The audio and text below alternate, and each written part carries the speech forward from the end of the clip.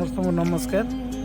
दुखर विषय कलिंगा घाटी आज पुणी एक दुर्घटना।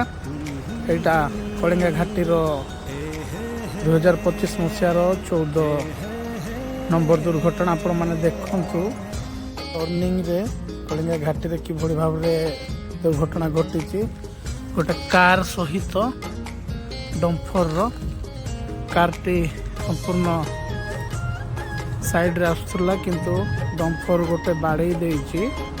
मैंने देखु गोटे छोट छुआ भी अच्छी भितर गाड़ी भितर।